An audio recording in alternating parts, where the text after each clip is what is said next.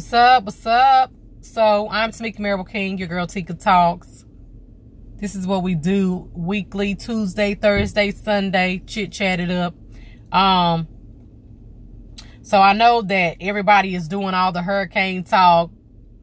Florence trying to come through, you know, in beast mode. So we're praying, prepping, and preparing, you know, ourselves for what's to come. But I just want to encourage you to look, listen, follow, obey the signs. And what I'm talking about is, you know, before you reach a sign of any kind, you can see it in advance. You know what I'm saying? So when I'm driving down the street, I can see if there's a stop sign at the end of the street in which I'm driving. So I'm going to prepare myself to stop before reaching the stop sign. You're going to slow down, you know, the necessary measures that we take when the signs are there. But some people ignore signs. Some people are distracted. Some people run stop signs because they're distracted, because they're not paying attention, because their focus is off, because they fell asleep. They, you know, different things may occur. And in some cases, you know, people just don't realize, especially when somebody was fall asleep or, you know, while driving, the level of tiredness that they must be feeling, and to not realize how tired they are to try and continue going on. That's got to be pretty hard, you know, and especially if somebody suffers as a result. But we will have signs lined up all in our face, and we will find all these reasons to still do what we're being told not to do. So, you know, if you see a sign that says merge left, you aren't going to merge right, are you? So why, when God gives us signs and shows us things, brings people in our lives, and then we are allowed to see people for who they are and all of those things, and we still ignore the signs? But then we're mad about the results. We're mad about the hurt we suffer as a result of ignoring the signs. We're mad about the fact that we met the people, you know, because had I not met you, then I wouldn't have hurt like I'm hurting. But what about had you backtracked, recognize the signs that were being put in your face, okay? Because there are so many things that are presented to us, and God allows us to see right through it, and we will still stay in the situation. And I'm not just saying that from somebody else's experience. I'm talking about even myself. There are times in my life in the past, and you know, hey, y'all know I'm transparent. Y'all know I tell y'all, there are times that I actually can look back and think about the things, the choices I was making, and God would show me clearly, you know, I knew better, but I didn't always do it. I didn't do what I needed to do in those situations, because it's right here. My flesh wanted what it wanted. Okay? So you got to stop functioning in flesh. You've got to start understanding that, God, you have placed some real stuff on the inside of me that allows me to have power and authority over the enemy. It allows me to be able to discern what is going on in someone else before they approach me, or when they begin to speak to me, that I can recognize what's going on in them and what is, you know, I don't need this to transfer. I don't want certain things in my life or in my spirit. I do not desire that. So therefore, we have the ability to stop it. And instead of allowing people to pour things into us or on us, you know, you got to learn to be like, every sign that God shows you, take heed to it. Because if you were out here traveling on the highway, you would not be ignoring the signs. Road closed. You go around the road closed sign and might just find that you meet your maker, because you know, there's the reason that the signs are up. There's a reason that the signs are placed where they are, saying what they say. They're warnings. They're letting you know what's up ahead.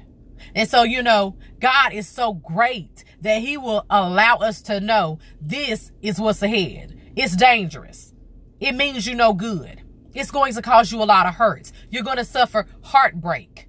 You know, in some cases, you're about to lose your mind behind something that you already realized long before you continue to deal, that God was telling you to stop, telling you to walk away, telling you to get rid of whatever you were doing, you know.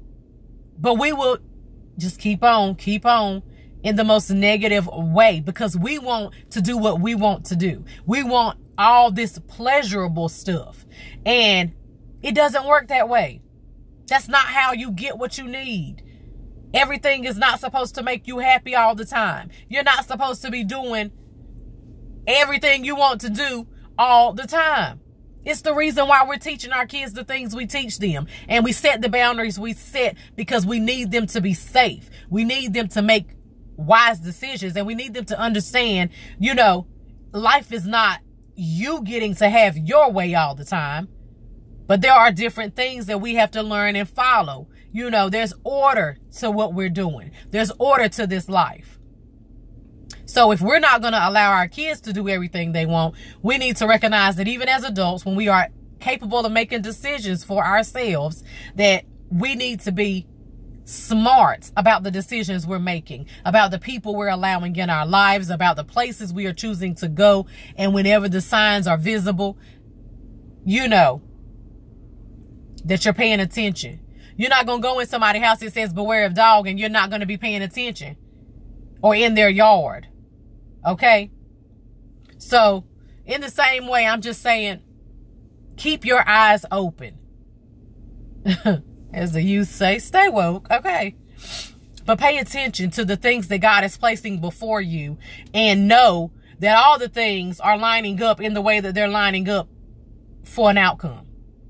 And if you want things to be, or I'm not even going to say if you want them, because the truth is, I desire for my life to turn out the way God desires for it to turn out. And I want to be pleasing to Him. Therefore, anything and everything that hinders me from being connected to Him, when He shows me the signs of the things that need changing, I've got to change. I can't be hesitant. You know, I can't say I'm not willing to do it, because if that were the case, then I'm not being real with God, and I'm not trying to be who God has created me to be. So there are things that you may not like.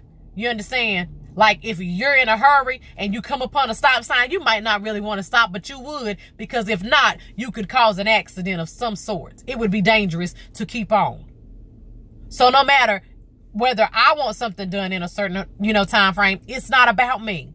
It's about God. And so I have to trust Him in everything, even when I don't understand. So as I'm fasting, which I'm doing right now, you know, I know that God is showing me different things, and He's placing things in my mind and in my heart for me to act upon. And that's exactly what I'm doing. I'm not worried about other people or what they're thinking or saying about my life or the choices I'm making. I'm doing what God is desiring of me at this time.